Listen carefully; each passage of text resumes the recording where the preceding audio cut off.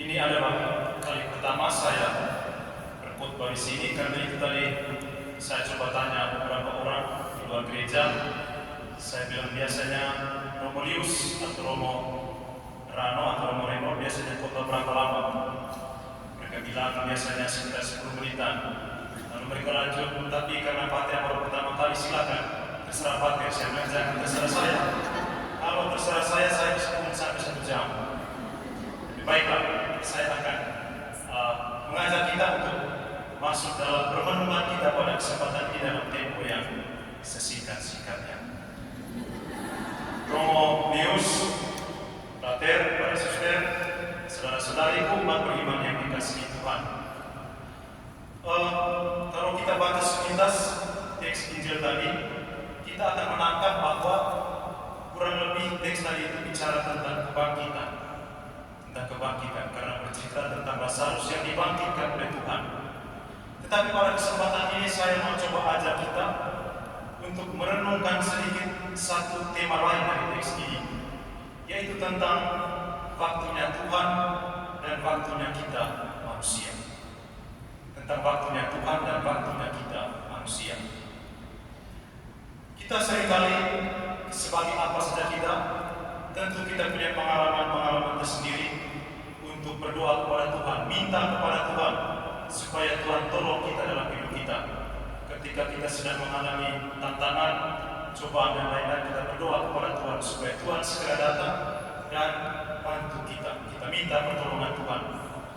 Tetapi seringkali juga kita mengalami bahwa meskipun kita sudah berdoa sepanjang hari, bahkan kita berlutut sampai lutut kita berwarna hitam, tetapi rasa-rasanya pertolongan Tuhan itu tidak datang-datang ke atas kita. Pertanyaannya mengapa?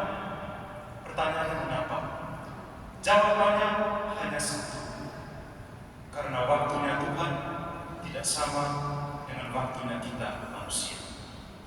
Waktunya Tuhan tidak sama dengan waktunya kita manusia. Lalu bagaimana kita merenungkan tema ini dari teks Injil tadi? Kalau kita lihat persis di bagian awal Injil tadi, dikatakan bahwa Lazarus sedang sakit. Dia belum mati, dia sedang sakit. Dan bayangkan betapa Maria dan Marta sangat membutuhkan kehadiran Yesus untuk menyembuhkan Lazarus. Tetapi apa Yesus buat? Yesus tunda 2 hari lagi. Dia ketika mendengar Lazarus sakit, dia tidak langsung pergi ke Lazarus dan kemudian sembuhkan Lazarus, tidak. Dia tunda 2 hari lagi. Dan apa yang terjadi? Lazarus meninggal dan kemudian dikuburkan.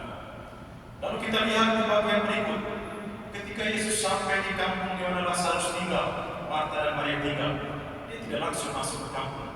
Dia tidak langsung pergi ke kubur, meratapi Lazarus dan berdoa, tidak. Dia tunda lagi. Dia berdiri sekian lama atau tinggal sekian lama di tempat di mana dia berjumpa dengan Maria. Dia tidak langsung masuk kampung. Lalu setelah itu, setelah menunda sekian lama, baru dia masuk dalam kampung. Dia berjumpa dengan orang-orang di situ, bertemu dengan Maria dan Marta, dan kemudian pergi ke kubur atau ke makamnya Lazarus. Jadi kita bisa bayangkan kalau kita seringkali berada pada posisi seperti Marta dan Maria. Kita sangat membutuhkan kehadiran Yesus ketika kita mengalami penderitaan dan cobaan. Tetapi rasanya Tuhan kadang menunda untuk datang kepada kita. Tetapi kita lihat posisi seperti Marta dan Maria tadi. Mereka sangat merindukan, sangat mengharapkan kedatangan Tuhan, tetapi Tuhan tidak datang pada waktunya. Tetapi meskipun Tuhan datang terlambat, tetapi pada akhirnya dia membangkitkan Lazarus yang sudah mati. Artinya apa? Waktunya Tuhan memang seringkali datang terlambat. Tetapi meskipun datang terlambat, selalu memberikan pertolongan kepada kita lewat cara-cara yang tidak kita sangka-sangka, lewat cara yang kita tidak duga-duga. Lalu terhadap waktunya Tuhan yang seperti ini, apa yang mesti kita buat? Sikap apa yang mesti kita tunjukkan? Jawabannya juga hanya satu, yaitu percaya. Atau dalam bahasa iman, dalam bahasa agama kita disebut dengan iman. Memang harus susah kita ngomong tentang percaya dan beriman kepada sesuatu yang kita tidak lihat. Apalagi kita diciptakan sebagai makhluk jasmani, dilengkapi dengan panca indera yang membuat kita memiliki naluri untuk melihat dulu, meraba dulu, ada bukti dulu baru kita percaya. susah.